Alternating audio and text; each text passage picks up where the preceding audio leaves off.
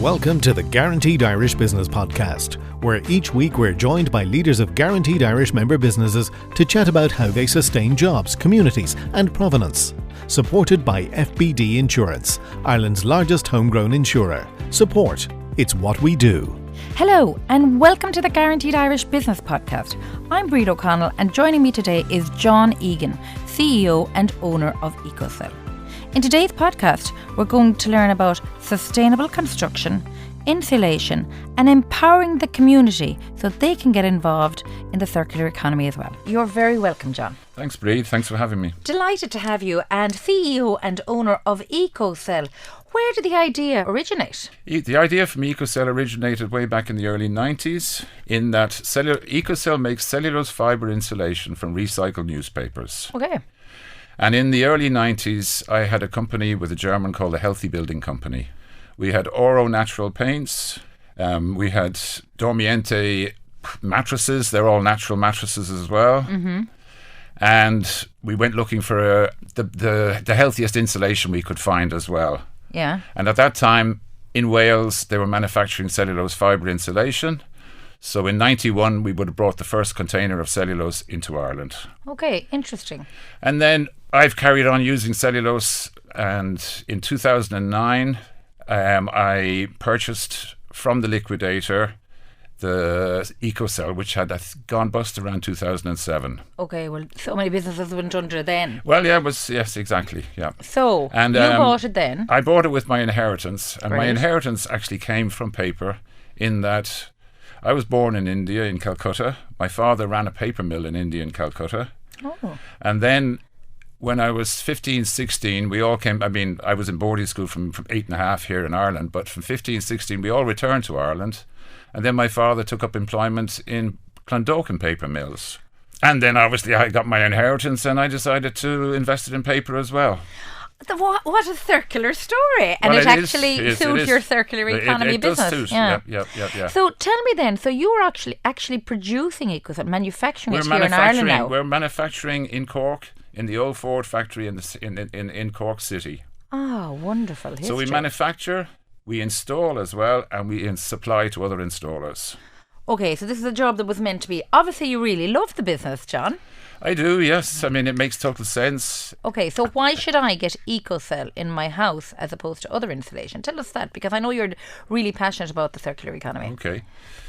The reason why you should get ecocel is it outperforms what's normally used in attics as regards U value per euro spent. Basically, if you want to do a scientific calculation of the value the value you are getting for your euro when you're buying insulation, you need to do the calculation euro cost to U value. Okay. And if you do that cost, we are the best value out there. Okay. You're also making it from recycled paper. We're making it from recycled paper, which... Let's talk about that, because we have a lot of newspapers out there. Well, that's the circular economy, okay? And that is the only way forward. Because the linear economy, which is what we're in now, basically, and we're obviously trying to make the circular economy more work. Well, yeah, exactly. But the linear economy, with its use and discard policy, has got us to where we are now, which is not a good place. And it's the young people who are going to bear the brunt of our misdeeds. So we really have to cop on. And another thing, we get our paper at the moment from a printing press close by. We don't get any domestic paper because of the policy here in Ireland of everything being mixed in the green bin. The EU directive, I believe, is paper should be separated at source. This is not happening in Ireland. We're not following the EU directive. Can I ask you a question on that? Yeah. So I have my bins. Yeah. And I put my paper only into the paper recyclable bin. And some packaging, light packaging. Are you saying to do it properly, we should just have papers only? It should be paper only, yes, that's the way it is. And that is the EU directive. And then you could reuse this product. Well, then we might get some of it, because at the moment, the only way we get domestic paper is by conscientious locals in Cork who know that we leave a bin outside our factory day and night for them to be able to recycle their paper. And since paper is it's a heavy product, sure, and you're paying by weight for your bin. Yeah, of course. So there are a lot of especially elderly people around Cork, Yes. who've got to know that they can bring their paper to our place. Yeah. And they also know that the paper is actually going to be put to the proper use. Yes. You know? I mean, paper is a commodity. Yes, yeah, of course. Same as glass, same as wood. In the last week or two, I am having to fill. I mean, I've a waste permit. Yeah. Now I have to fill in a yearly report. Now, when I go through the list of where I should be, Yeah. there is no. I mean, the EPA have not even designated. I mean, you have wood recycling, you've got glass recycling, but there is nothing for paper. I have to put myself in mixed dry recyclables. Okay. Which is, in fact, we're not mixed. We just take in paper. And it's so obvious and so easy to make that change. Paper is a commodity, and Yeah. we're just throwing it away. Right. And I'm aware that we're using. I mean, newspapers are getting read less, obviously. Yes, of course. So we need to benefit from every one of the ones that is bought and produced, Yeah. and turn it into insulation to save energy in Ireland. And I assume the newspaper companies have a lot of waste in that space, and they're Well, that's where buying that's into. that's the only place we get our paper from. We get our paper from a printing press 6 kilometres away from us. Right. Crazy when you think about it. And you know, a lot of people say about saving the world, etc. That's such an easy solution. It's as such part an of easy. it. I mean, like everybody, if every household was given a nice strong plastic bag or a paper bag, Paper bag, maybe. paper bag, Yeah. exactly, Yeah. paper bag, Yeah, yeah. which was collected maybe once a month or something like that, because it would Perfect. probably take that long to fill it up and stuff like Of that. course.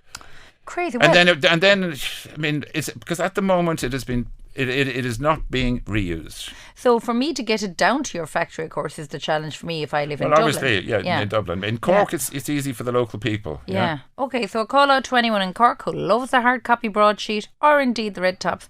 Get them down to ecocel. And where are you based in Cork, actually, In the John? Marina Commercial Park. Perfect. It's the old Ford factory on The Centre old Park Ford Road. factory. What a great destination. Listen, in terms of history and legacy and interest in doing the right thing, tell us a little bit about your own journey with ecocel. You're producing this insulation We're producing cellulose fibre insulation. and it's used for insulating houses, factories, schools, any type of a building. It's mostly it's used in domestic buildings. Okay.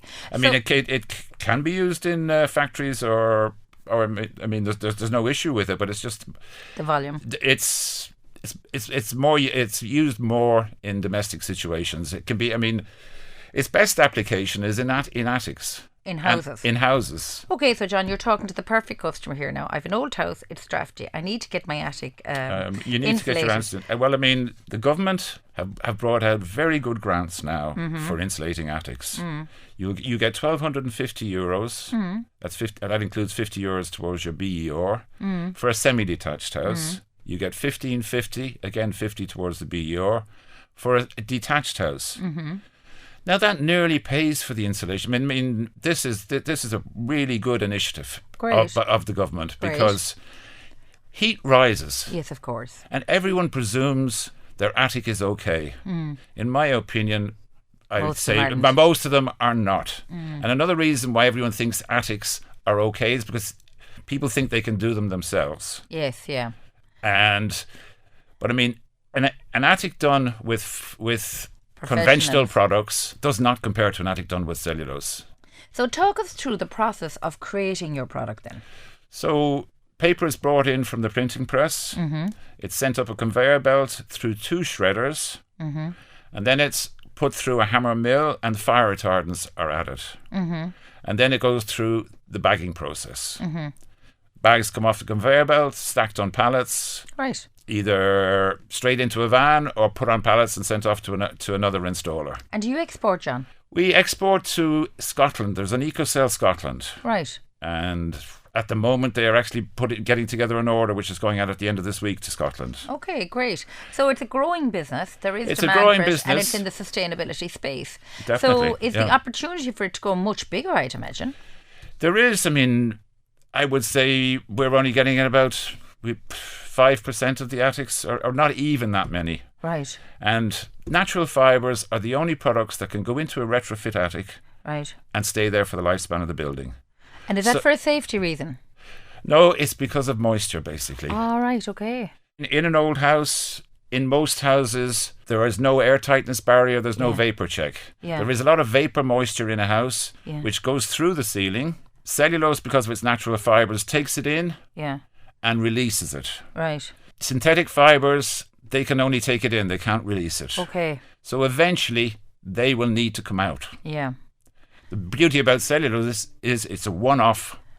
And that's the bit that's why are we giving grants for something that is not going to last the lifespan of the building when we can put something that will last the lifespan of the building, which is low carbon because it's manufactured in Ireland. Yeah. It will also improve the air tightness in the house, which the synthetic fibres will not improve the air tightness in the house. It will improve the indoor air quality of the house. And then there's the other thing, which is the efficiency of the install. We're not carrying our insulation up into the attic, especially through the house. We have a pipe that goes up into the attic. There's one person outside in a van loading the machine. There's another person up in the attic who has a remote control, and he sprays the or blows the insulation onto the attic floor. Okay. So the attic floor and walls, I assume. Well, there's two ways of doing cellulose. There's open blow, which is an attic floor, and then in timber frame walls, it's called injection. Brilliant. Because we have to fulfill the cavity. Okay, so a no-brainer. So for those out there who want to retrofit and reinstall or re-insulate their attic and need to redo it at this stage, that's definitely an opportunity. Where did the idea of getting the community to donate their newspaper come from? Because I think it's very smart and it's hugely educational. It's making people realise. It actually came from the community in Cork. The community in Cork, basically. Cork's quite a small... it's quite active on the eco-front, Cork City. That's where it started. Okay, it's a great idea. Yeah. And it's educational by its nature because they're getting engaged and helping solve the problem. I've often thought, we are paying for our paper. And it's gone... It doubled in price in the last year. So I noticed you mentioned ecocel as hygroscopic as well. What does that mean to the consumer? Hygroscopic means able to take in moisture and release moisture. So when it releases it then... It's gone into, basically in the winter months it'll be taking in the moisture, and then the heat comes on in the summer and then it's going to evaporate. Perfect. Yeah. So you've mentioned about grants being available for homeowners looking to retrofit their home. Do they have to reach a certain standard before they're given the grant, as in a BER, A1 rating or whatever? No, they do the BER after we do the install.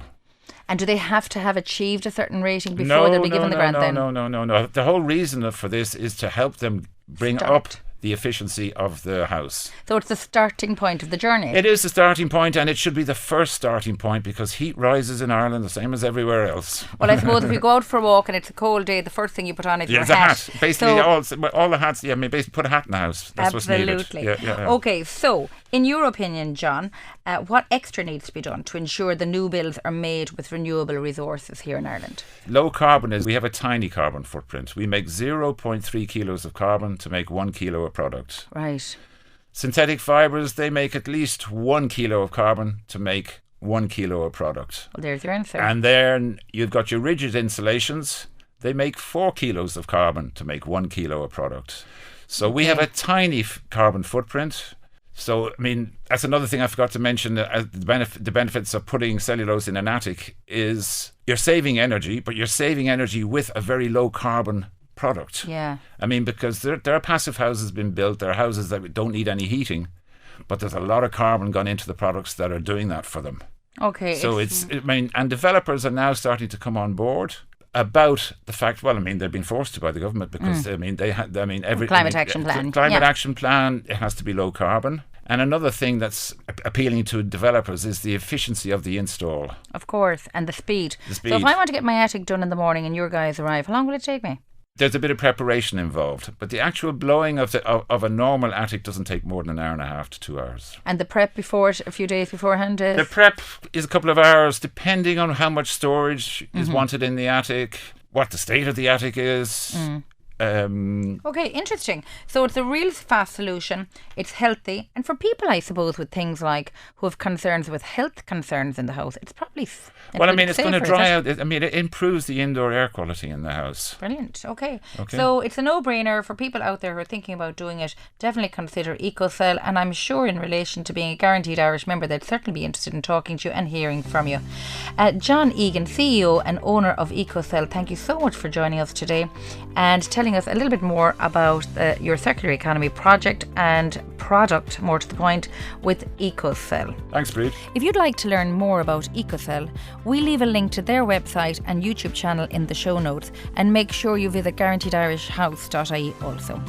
Thank you as always for listening, and don't forget to hit subscribe wherever you're listening and leave us a review if you like the episode. The Guaranteed Irish Business Podcast, sponsored by FBD Insurance, Ireland's largest homegrown insurer. Support. It's what we do.